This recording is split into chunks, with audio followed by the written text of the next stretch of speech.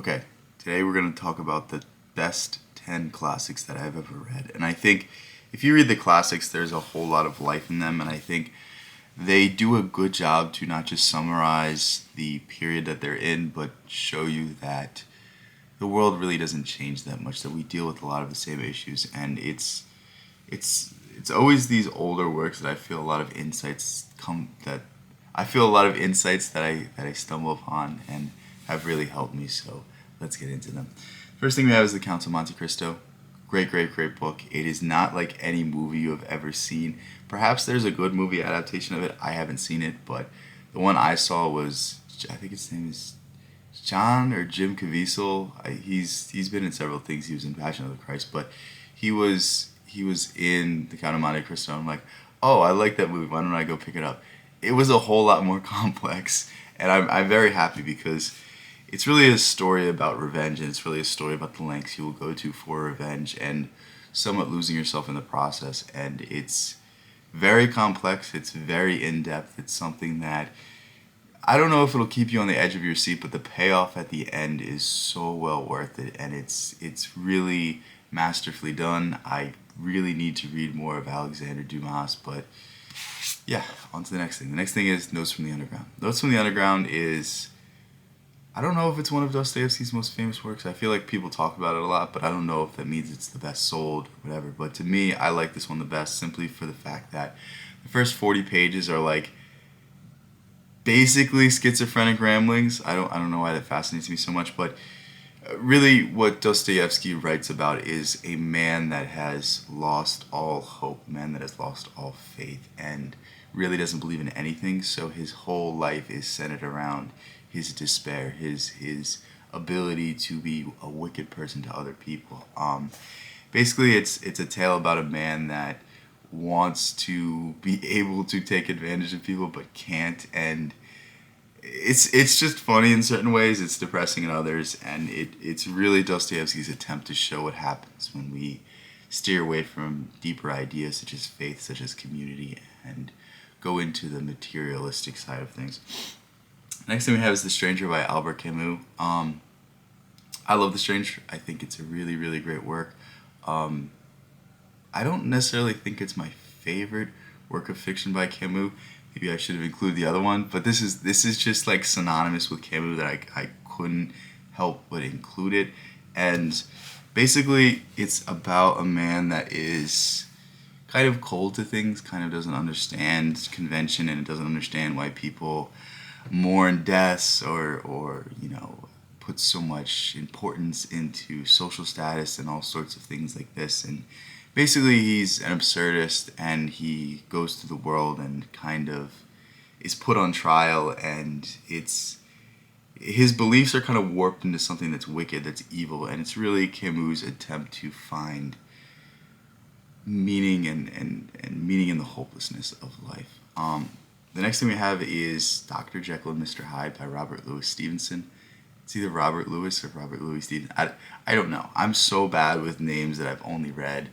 I apologize. But this is one of the best books ever written, and it's very interesting because it was written before Freud or Jung or the psychologist that basically proved that there's this darker nature to humanity. There's this two-sidedness to humans, and there's so many great insights in this book. There's so many very compelling aspects of it, and it's kind of become synonymous with somebody that's two-faced. It's synonymous with that sort of archetype. Think about how many people are like that in media. Two-Face himself from Batman or other such characters, and it's really, really, really well written. I think it's definitely well worth reading because it's so short, but it's really about the darkness inside of all of us. It's really about the darkness inside of humanity and what happens if you listen to it, and how it grows, and how it becomes worse and worse and worse, and how these forces compel us to do more and more things beyond our control. And yeah, just it's a great philosophical work with a really, really good story. You can either take it for a story or you could take the lessons from it. And I always appreciate when there's a somewhat allegorical story that you could just take as a story. The next thing we have is Julius Caesar by William Shakespeare. I really enjoyed this.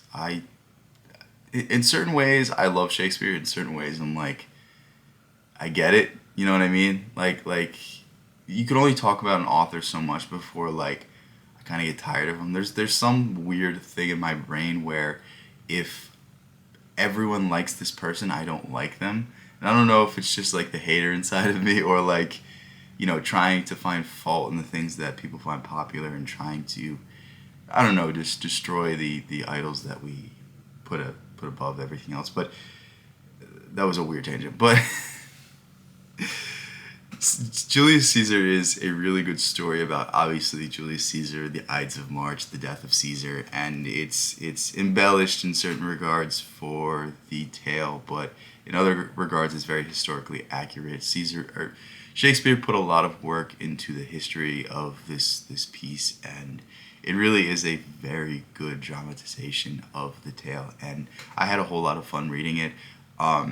If you're good at reading poetry, you can read Shakespeare very, very easily. And I've read enough poetry where it's not that difficult for me to go through. In some ways, I have to like check the definitions on one side. I always read the scene summaries, so I don't really look for details. I know what's happening, and I can kind of just enjoy the words and enjoy the sentence structure and the poetry. But I had a lot of fun reading this book, and I really urge you, if you haven't read Julius Caesar, to pick it up.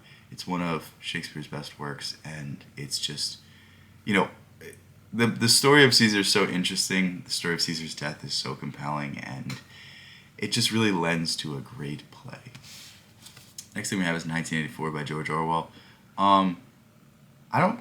I like 1984, but in certain ways I like Brave New World better, and I think they're both right in certain aspects. But 1984, you can't make a list of out classics and not put 1984. I feel like everyone was forced to read it in school or picked it up on their own, and there's just a way that Orwell can articulate these darker themes and make them so horrifying. Like, you can see and hear about all these sorts of things going on in the media, but most people don't care. But there's something about when Orwell put pen to paper that it was just far more haunting, far more in your face, and there were people that otherwise wouldn't be able to understand the significance of this that understood the significance of this. And I really enjoyed 1984. I think there's a whole lot of deep philosophical interpretations of it that you could go into. The ending is one of the most interesting aspects of it, but overall, if you haven't read 1984, I think it's a very important book when it comes to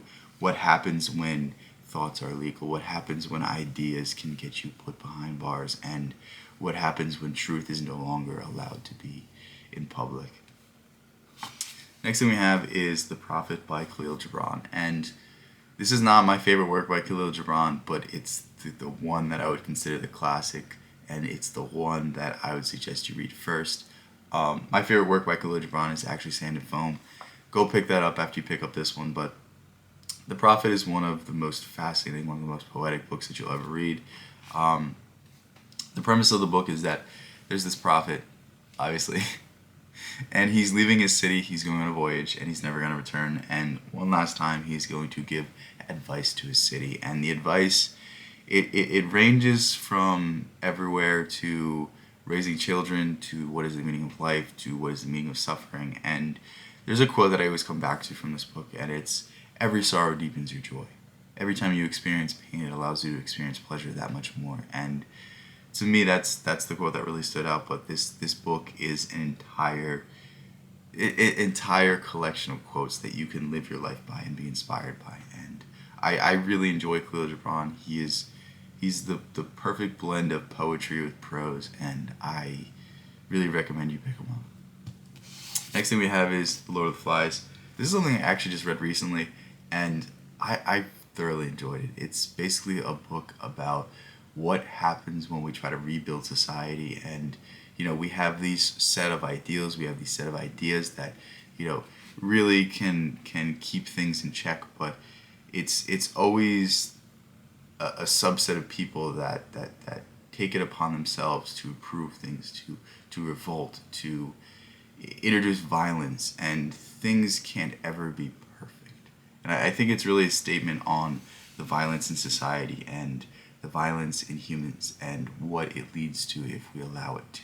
And there's all sorts of symbolism in this book, like when the conch shell is destroyed, or the glasses, or, you know, the end where they're saved by a military boat, and it's somewhat ironic. Like, it's a very good book, and it has a lot of deep symbolic ideas in it. But overall, it's just one of those stories that if you read, you're gonna have an appreciation for it, and it's always gonna stick with you. And I think it's one of the best, I guess you would say, survival novels, or sort of novels that's about the brutality of the world. And yeah, I just enjoyed it. Very quick read. It's something that you'll get through very fast, but it definitely packs a punch.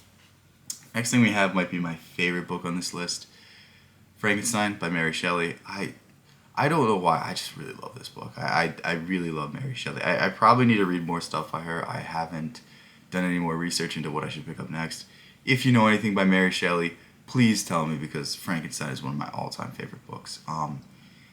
There actually was just a movie about this book. I did not watch it yet, but maybe I will at some point. But to me, what strikes me so much about Frankenstein is that you have Frankenstein's monster, which is really symbolic of the pursuit of science, the pursuit of ambition, because Dr. Frankenstein really throws away his entire life, his entire existence, for the pursuit of science, for the pursuit of creating artificial life and the implications of what this could do and how it could progress humanity. But more or less what it's about is that, you know, is technology worth it? Is progress worth it? Or is it sometimes more worthwhile for us to be less civilized, less ingrained in technology, and live our lives as if we could just exist?